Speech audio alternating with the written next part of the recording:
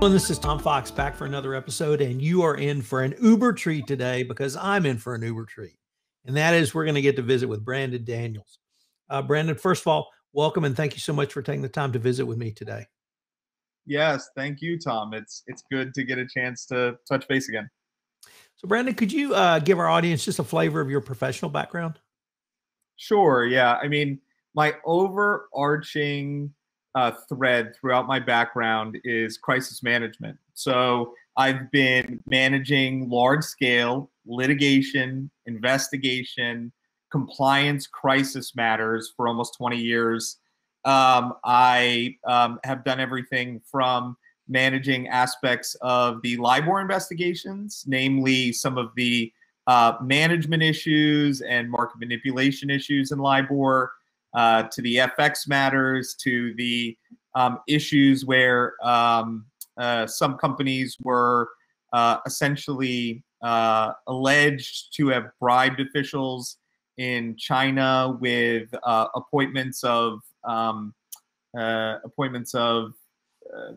relatives into primary positions of influence.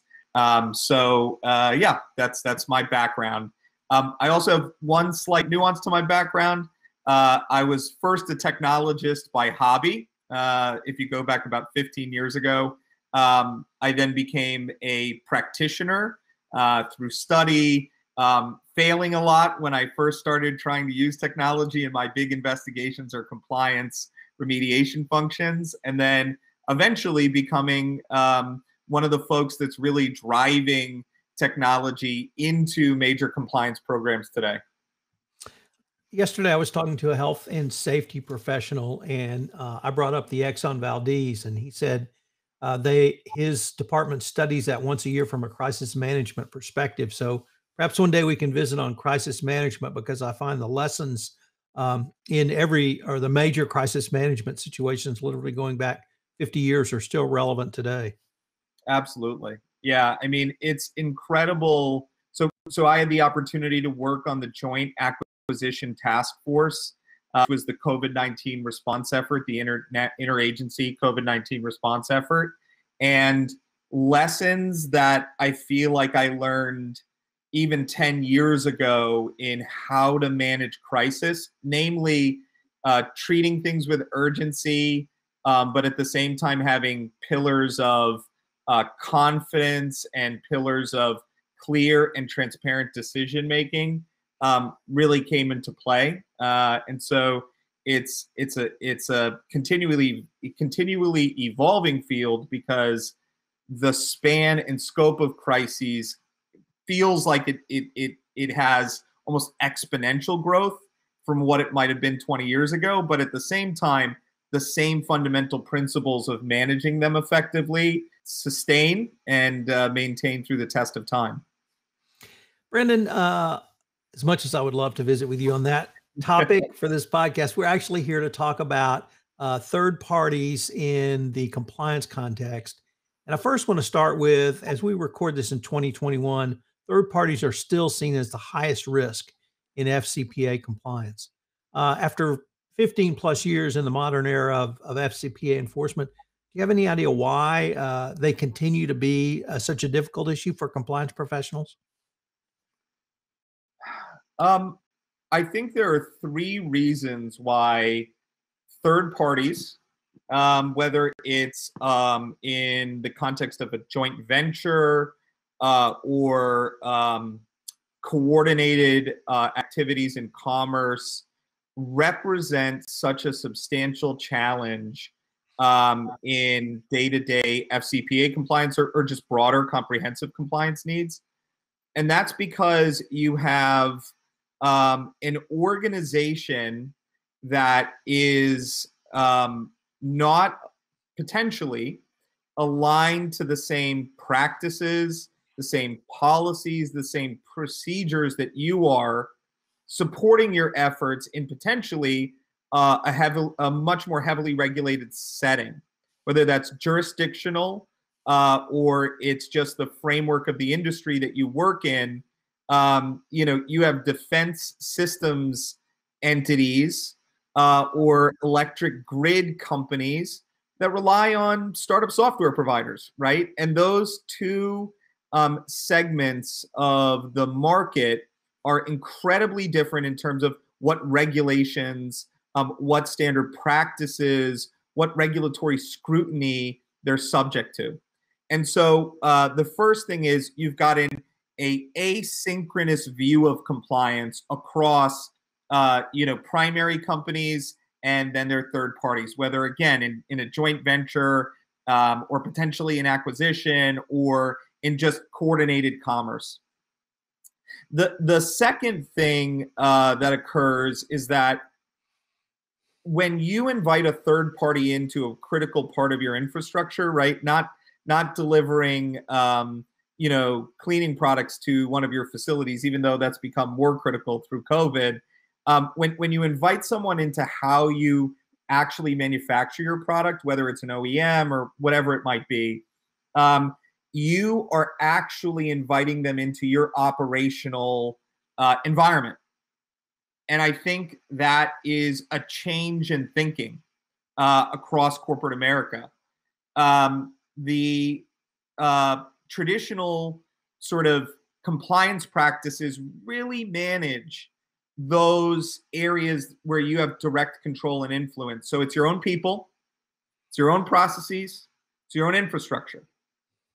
What I think people are awakening to is that third parties, your vendors, are essentially part of your ecosystem as well. And so you need to apply those same compliance practices that you do in your people, process, and technology to those third parties. And that means compliance standards, but it also means, insider threat programs, right? Vendors are now a part of your ecosystem, just like your people. And so take the same tact that you would to your people and start an insider vendor threat management program, right? It also is redundancy on critical and essential needs. I never have a single person that's the only person that knows how to do that one thing, right? Single points of failure in an operational context are they're untenable. But we do that all the time with our vendors, right? And so redundancy in our downstream supply chains is critical. And then, the third aspect of this in terms of management is transparency. You wouldn't have it so that, one of your employees that is, potentially doing research or gathering information for you, that you don't have transparency to where they're gathering it from or where they sourced it from. But you do that with your vendors all the time, right? And so again, it's thinking about your third parties, your joint ventures, your acquisitions as a part of your ecosystem, and then thinking about their third parties as a part of your ecosystem as well. That is a major shift that has to happen in order to stem the tide of continued enforcement actions in the area of third parties.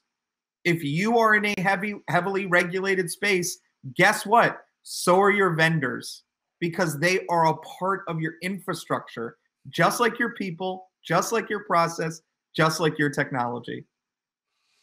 Brendan, although I break down the life cycle third-party risk management into 5 steps, there's really 2: pre-contract signing and after contract signing. And I was wondering, first of all, I've observed you and Exiger really be at the forefront of tech solutions to both sides of that equation. I was wondering if you could talk about the evolution you've seen in technology in the management of third-party risk. Well, so the most important change in third-party risk management is the fact that we're doing third-party risk management, right? The consistent application of compliance policies and standards to outside vendors to the degree that you really understand the risks that are implicit in that relationship is a major step change for the entire industry. But then the second thing is how do we do that kind of assessment of vendors? How do we do that due diligence? And because many corporates are starting this program from scratch, they don't have to start from a position where everything is manually gathered, everything has been subject to some existing process or procedure. They can take advantage of some of the technological advancements we have in due diligence and assessments, namely the ability to utilize open source data for the assessment of risk, right? And now open source data is becoming so pervasive, so comprehensive, right? And you can gather so many data sources to give you sort of at least an indicator of a company's financial wherewithal, or a company's standard business activities or practices, that you can actually use the technology as your open source due diligence capability. So you don't need, people to go rooting around the internet. There have now been, technological advancements that allow you to mass use Google, or to mass use Bing, or to rely on, third parties that are becoming more comprehensive in the risks that they're finding, like WorldCheck or World Compliance or Info4C. That are starting to aggregate critical or significant risks that you can identify. The other thing that's really interesting is the lack of web presence, the lack of open source intelligence is now a fabulous way to identify potential fraud and to identify potential issues in your supply chain and in your third parties and in your joint ventures. So if you're telling me we're going to build a N95 facility or a melt-blown fabric facility in the United States, and you're going to be my partner in that, right? If I can't find any existing information about you at least managing manufacturing facilities, right off the bat, I know I've got a problem, right? Because so much has moved to the digital realm. And so when I look at technology and what it does for us in terms of risk management, it makes it more comprehensive because of the substantial volume of due diligence sort of data sets now. It makes it more certain. And then lastly, because it's automated, it makes it actually possible, right? There's no way that most organizations could due diligence 100 vendors, let alone 10,000 vendors that are currently, working for most of the large companies in the world. So the advancement, it makes this due diligence possible. It's almost like a serendipitous confluence of the need and the solution coming together, right? It's like bioavailability. It's really an interesting period of compliance evolution. Brendan, one of the themes I've heard you talk about over the years is, although you certainly have the ability to drill down very narrowly and very deeply, as you just did talking about due diligence, you really advocate a much more holistic approach. And it starts with your third parties are not simply your sales agents. They're your vendors in your supply chain, but they're a broad variety of others. They could be a joint venture partner, they could be a teaming partner, and indeed in the business world, businesses are only limited by their imaginations on how they can partner with other companies. How do you talk to either a business executive or even a compliance officer to understand that really anyone they are in business with is a potential risk and see that as what we might call a third party risk? Yeah, that's a great question. So first of all, I'm seeing that the risk stewardship is growing within organizations. So CIO, CISO, the supply chain folks, procurement folks, the chief compliance officer, the general counsel, are all aggregating up and sharing views on how they see and understand risk, right? And so we're seeing a natural drawing together of these different segments into risk committee or into one review of risk or into one holistic risk. So instead of, you used to have these spreadsheets that you'd get at risk committees or at board meetings, and you'd have each business unit segmented, and you'd get sort of a compilation of the highest risks that each of those businesses was experiencing. And I think now what we're seeing is, instead of that sort of very business focused lens and then highest place risks being disaggregated, we're getting aggregated views of, hey, we don't just have supply chain bottlenecks. We've got adversarial finance. We've got cyber hacking. We've got all of these coming together in these same hotspots. And so we need to collectively address them. And so the way that I've been briefing senior executives, CEOs, COOs, CFOs, and doing that with the CCO on holistic risk assessment is to find those hotspots, to identify those hotspots in the organizations that are subject to multi-factor risk, right? And you don't have to follow every thread of risk management in order to do this. If you just look at the FCC coming out and saying there are 5 entities that are blacklisted in terms of national security threats, and if you look at cyber risks like the hacks of Outlook accounts that happened just a couple of weeks ago. And then you look at compliance risks, right? So you look at things like anti-bribery, anti-corruption, fraud risk. They all start to, in a Venn diagram, overlap in a few key segments of your organization, a few key areas of your supply chain.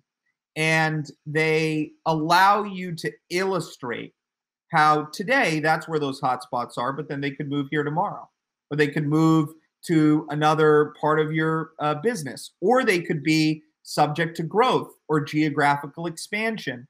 And when you start to show how those hotspots of aggregated or concentrated risk essentially congeal and then can move from piece to piece within your organization. And if you don't get ahead of them, you can be like most companies where, you were subject to substantial risk in COVID. If you don't get ahead of them, you're going to be at a loss. That usually drives that top level organizational change.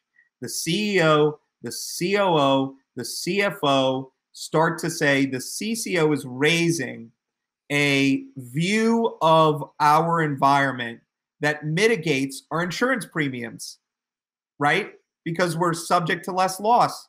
The CCO is starting to raise risks that start to mitigate our tech spend and start to make sure that we're not the poster child for poor credential management.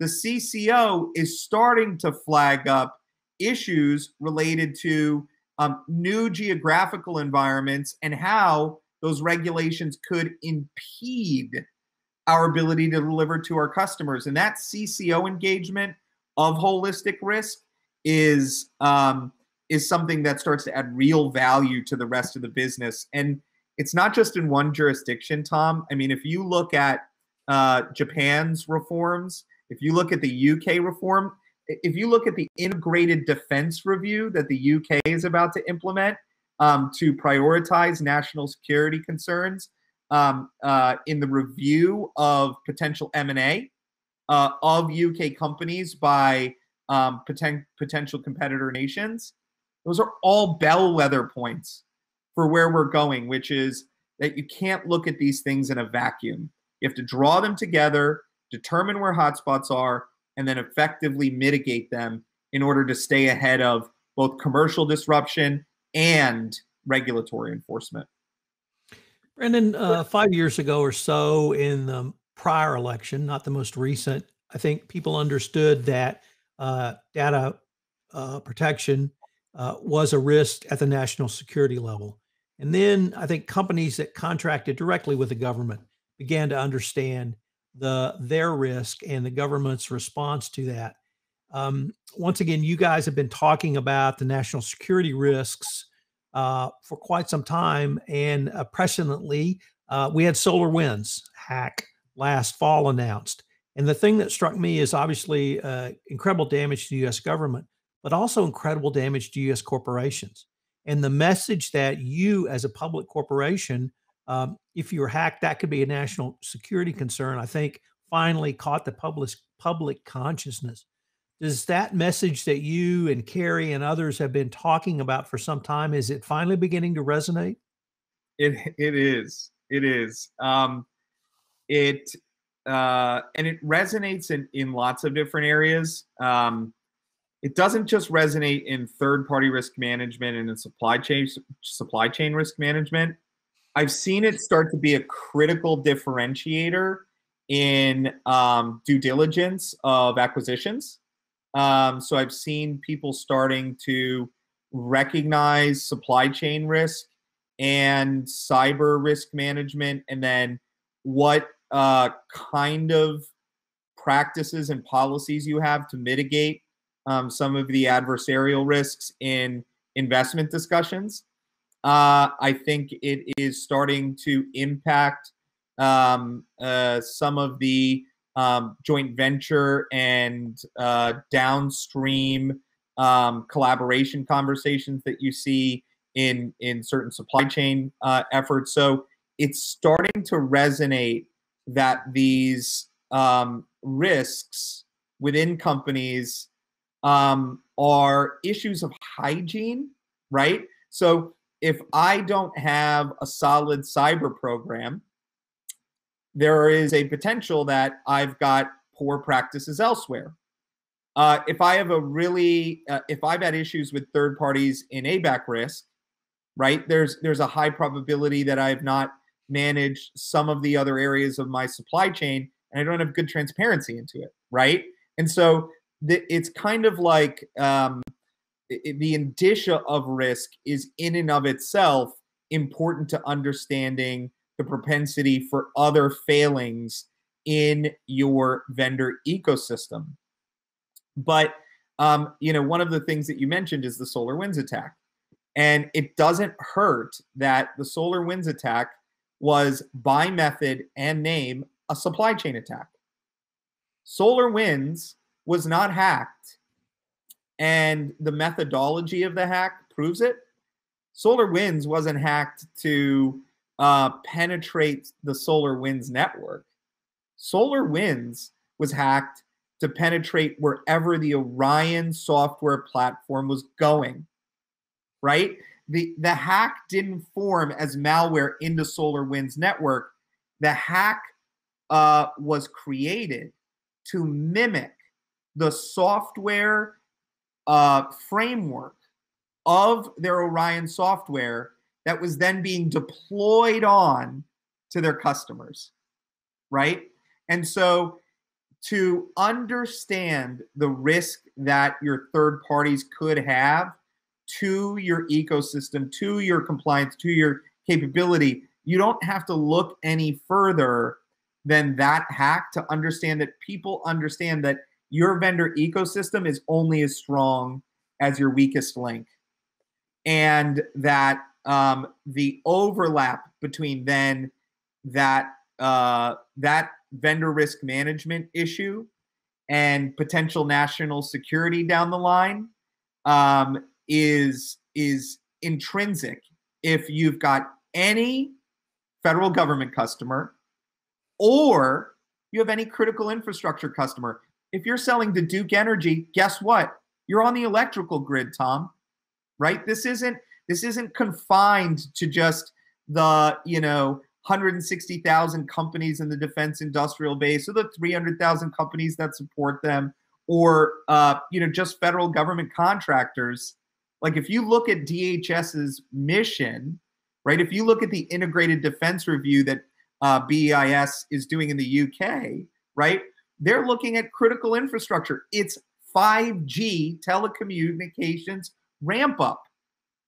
And if you wish to be a provider, software provider, a hardware provider, a services provider into those environments, you need to understand that your compliance hygiene matters. And it matters to the extent that you are actually in that regulated market now. And I think that's the shift in change in thinking is national security, Tom. This is what we learned in COVID.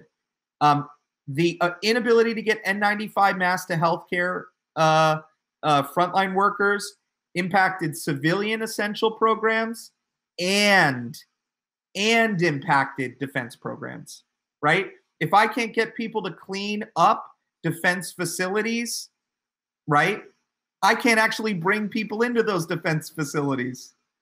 And so national security and economic prosperity are inherently linked. And I think the president's EO on America's supply chains recognizes that and puts that out as a key component of US policy. And then if you look at the Japanese response or the G7+3, the new sort of Tech 10 or Democracy 10 as they're called, right? It's G7 plus I think Korea, Australia, and India, right? So if you look at that Tech 10, that Democracy 10, they all responded to that EO saying, we're going to do the same thing. So guess what? Every industry, every country in that list now thinks national security and economic prosperity are linked. And so if you're a company delivering in one of those sectors, which you almost inevitably are, then so should you. One of the other themes I've heard you articulate over the years is that third-party risk management, supply chain risk management, and business venture risk management is not simply saying no. It's not simply stopping doing business. It's not simply responding to a law. It's actually a business differentiator and can add to greater profitability for your company. I was wondering if you could give a few thoughts around why a robust risk management program in this area can actually help a company make money. Yeah. I mean, one of the things that we always used to go back to when we talk about, the support that compliance provides to a solid economic foundation is that you avoid the risk, right? So in the foreign exchange investigations, the disgorgement that was suffered wiped out the last 5 years' profits for those for a lot of those banks, right? So, that's one argument, but I think that's actually the lesser of the arguments, to be honest. I think that what's come to the fore is that one, good practice, best practices in compliance often lead you to finding that 99 or 95% of your population can kind of be straight through processing, right? If you've set up good compliance practices, you've got hallmarks of good, hallmarks of bad, and you've got systems that comprehensively help you to evaluate the data points that determine one way or the other, you have the ability to largely straight through process vendors on a systematized and programmatic basis, which is going to reduce your effort in vendor assessment substantially, right? But the second thing, and I think that this is really important, is that a secure supply chain, a transparent supply chain, a solid joint venture based upon solid due diligence has a level of sustainability and economic agility that is not possible or is less likely to be true if you if you only take an opaque view to your joint ventures. You only look at commercial engagement or you only look at capability engagement. It's going to give you a very, very narrow view of sustainability. And I hate to harken back to this because people are tired of talking about COVID, but COVID was a good example of where you might have integrations of technology. You might have viable supply chains that help you in the good times. but many of us experienced and saw what it was like to have supply chains that weren't transparent, and we couldn't get enough computers, or we couldn't get enough ventilators, or we couldn't get enough certain types of underlying supplies, or even just at the beginning of COVID, what it was like to not have enough hand sanitizer. And those constraints are largely built off of a lack of transparency in our current commercial dealings. If we had integrated compliance into those deals more effectively and taken a holistic view of risk, we could have seen these things coming and known to mitigate them, right? And that drives true economic differentiation. The other thing that I would say, Tom, is that there's going to be amazing growth in certain areas, right? So you look at the growth in high capacity batteries. You look at the growth in electric vehicles. You look at the growth in 5G. You look at the growth in alternative energy. And all of those areas are dependent upon strong supply chains, and they're all dependent upon materials that today and essentially services that today are not secure. They're bottlenecked. So if you want to get in on the innovative growth that is going to happen in these sectors, it means showing good compliance standards. Differentiating means showing good compliance standards.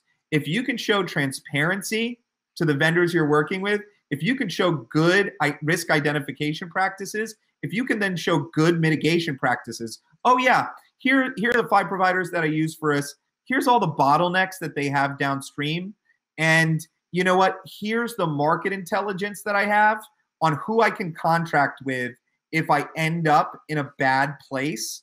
Or here's the joint venture that we've done. Here are the economic principles we put in place to mitigate the risk of potential disasters or potential compliance issues or whatever it might be. Then you are set to differentiate and grow with these innovative areas of the market that are about to explode. And so I think that there are 3 things. There's avoid the risk that wipes out the profit. I think there's the ability to create strong mitigation practices that in times of crisis will help you to remain one of the economically prosperous companies. And then 3, I think that there are areas of growth in the market that just by their very nature are going to demand stronger compliance, stronger ESG practices. Brendan, I think I'm going to end on that because that was great. So, and now Sure. I'll say, unfortunately, we're near the end of our time, but I was wondering if anyone wanted to find out more information on Exiger, where can they go? So the best place is Exiger.com. You've got access to all of our experts, all of our solutions, and you can always reach out to us. So thank you so much. And I would add, it's a great resource. They have a ton of information, and it's all a large part of it's available. So check it out. Brandon, I can't thank you enough for taking the time to visit with me, and I greatly look forward to continuing the conversation. Great. Thank you.